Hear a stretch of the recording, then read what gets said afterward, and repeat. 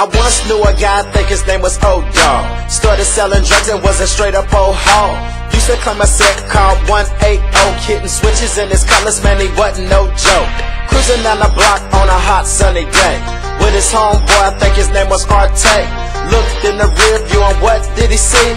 Undercover cops on the block playing D. They hit the siren and the light, so he pulled right over. Walked up to the con, asked him, was he sober? Moving right along to make a long story short, they found the drugs in the stash, which means another day in court. The judge said, I got a choice, I could lock you away or a mandatory program called Aint.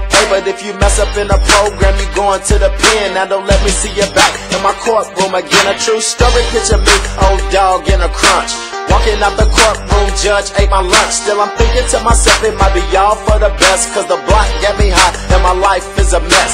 Now I ain't like the thought of being locked in a cage, so I got a 9 to 5 to earn an honest day's wage. Gave my life to the Lord and the Lord, he forgave me. I ain't going back, man, you must be crazy. This song and you know it, listen up right now. Move in your groove to the hip-hop sound. No, don't ever sound to break loose on the track. Throw your hands up if you ain't going back.